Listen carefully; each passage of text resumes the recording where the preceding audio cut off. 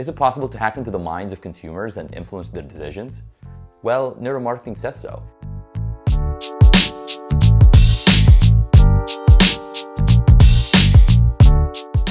So what is neuromarketing?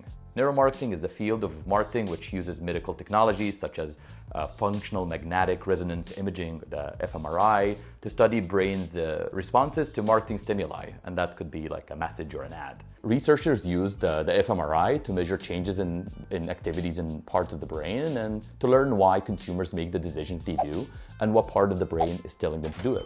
A popular example of this is a study done by neuroscientists from the University of California. They scanned brains of people watching Super Bowl ads in 2007. They used fMRI to measure neural activities in parts of the brain that triggers language, emotions, and everything else. And some triggered positive responses, but many of the ads actually provoked fear and anxiety, with Doritos being the only exception. In another example, PayPal found commercials focusing on speed and convenience triggered a significantly higher response than those advertising that are focused on safety and security. They later designed a whole new campaign on just these findings. So now that we know what neuromarketing is, here are a few examples of how brands actually use it. So the first example is the usage of sound and color to sell more products. Neuroscientists have known for years that sound and color have a significant impact on the human brain. It appears that sight and sound are strongly intertwined. So music with a powerful bass makes people subconsciously attend to dark objects, whereas music with high frequencies shift attentions to light-colored objects. For example, researchers collaborated with supermarket brands to see if the amount of bananas they sold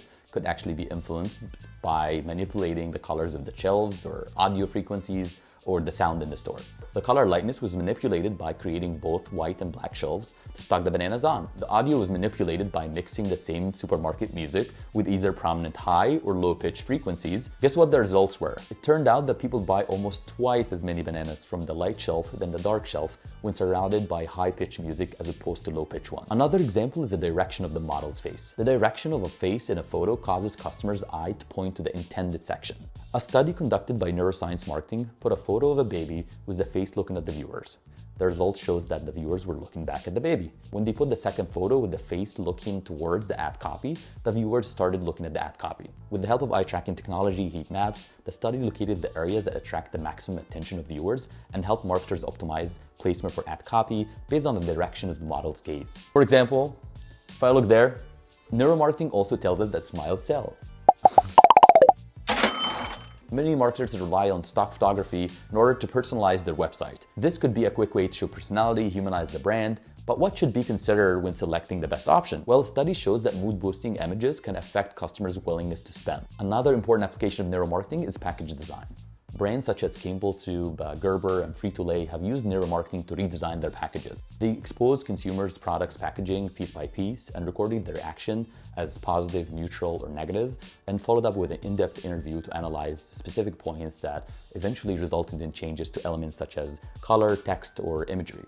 The food company Frito-Lay, for instance, discovered matte bags with pictures of potatoes did not trigger a negative response, whereas shiny bags with pictures of chips on them did. Within a month, they scrapped the shiny bags. Next, we have the impact of fonts. The book Brainfluence by Roger Dooley, which is a great book on the subject, by the way, describes experiments marketers conducted regarding fonts. Experiments conducted at the University of Michigan shows that consumer truly can be affected by simple versus complex fonts. If you need to convince a customer or client to perform some sort of task, you should describe that task in simple, easy-to-read font. This, of course, goes without saying for all websites, forums, instructions, on bills, and so on and so forth. It needs to be easy to read and simple. The harder something to do or understand, the more friction it creates, the less likely people will take action. But in the contrary, complex fonts aren't always bad. While simple, easy-to-read fonts are ideal for consumers to take actions, memory recall is significantly boosted with complex fonts. So complex fonts are great for memory, but this doesn't mean that you should use complex fonts for things like your logo, phone number, or tagline. Use this tactic for important information only on your site. A complex font will not only be more memorable, but also grab more attention. Now we know what neuromarketing is and how brands typically apply the learnings of neuromarketing to improve their campaigns, messaging, and positioning. You really don't need to be a practitioner of neuroscience or neuromarketing to use that and leverage these learnings in your day-to-day campaigns. There are a lot of studies in neuromarketing out there that you can take advantage of to improve your marketing performance. If you're interested and want to geek out more on the topic, Coursera has a class in neuroscience and neuromarketing, and we'll link to it in the description below. Thank you and see you soon.